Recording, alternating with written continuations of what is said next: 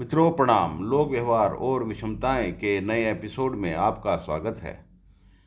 आज का हमारा विषय है प्रतिष्ठा का प्रश्न ही क्या। मनुष्य अपनी ही नज़रों में होता है ऊंचा और नीचा। कृपया चैनल को सब्सक्राइब कर लें और बेल आइकॉन को भी प्रेस कर लें। मित्रों, जब मनुष्य अपने आप का समाज में तुलनात्मक दृष्टि से आंकलन करता है तो वह समाज में अपने आप को ऊंचा या नीचा महसूस करता है। उसके लिए प्रतिष्ठा का सवाल महत्वपूर्ण बन जाता है। परंतु प्रतिष्ठा क्या होती है? प्रतिष्ठा आपका अपना मापदंड है कि वह समाज में अपने आप को किस स्तर पर पाता है। जब मनुष्य जीवन के स्तर को छोड़कर समाज के स्तर पर सोचने लगता है तो वह हमेशा दुविधा और विवशता में फंसा रहता है, क्योंकि समाज का स्तर एक मिथ्या भाव है। जीवन का स्तर क्या है, यह सबसे अधिक जरूरी है।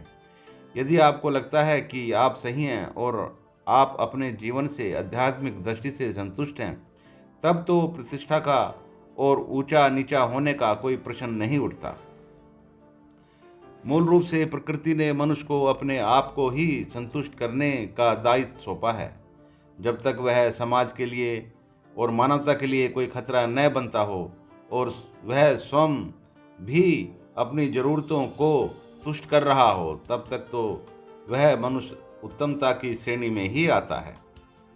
जब तक कोई मनुष्य अपने स्वभाव में प्रतिष्ठित होता है, तब तक वह उत्तम चरित्र वाला ही माना जाना चाहिए। यदि कोई व्यक्ति अपनी प्रतिष्ठा या अपने महत्व को बढ़ाने के लिए कुछ अनिष्ट करता है और समाज और मानवता के लिए खतरा बनता है, तब तो वह निकृष्टता की श्रेणी में ही आना चाहिए।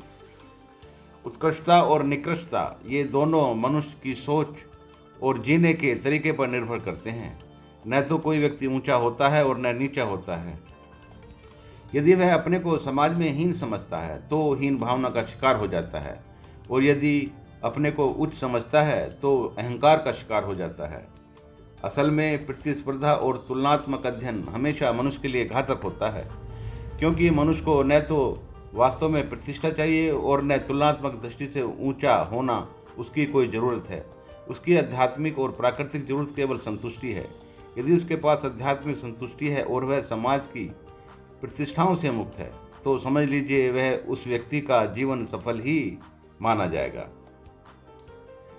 जो व्यक्ति असंतुष्ट होता है और जीवन की ज़रूरतों को पूरा नहीं कर पा रहा है, या वह मानसिक बीमारियों का शिकार है, वह लिप्सा, हीन भावना या उच्च भावना का शिकार है, तो उसको हम मानसिक रूप से अस्वस्थ ही कहेंगे।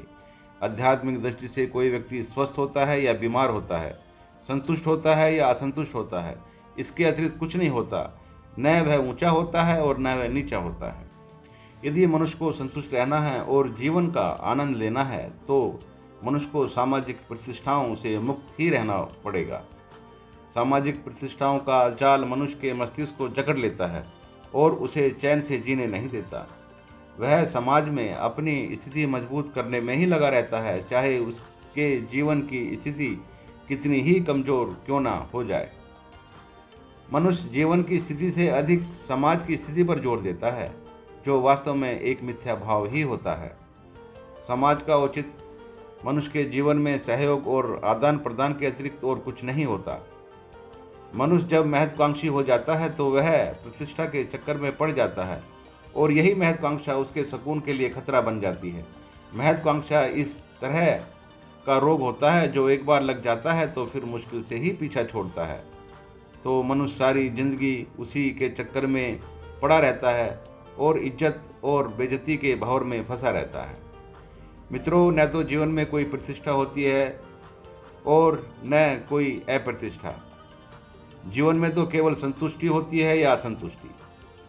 जो व्यक्ति इस रहस्य को समझ लेता है वह सहजता, सरलता और आनंद से अपना जीवन व्यतीत करके चला जाता है, और जो व्यक्ति इस रहस्य को नहीं समझता वह सारी जिंदगी उलझा हुआ, जीवन से कटा हुआ, विवश और अशांत ही रहता है। धन्यवाद।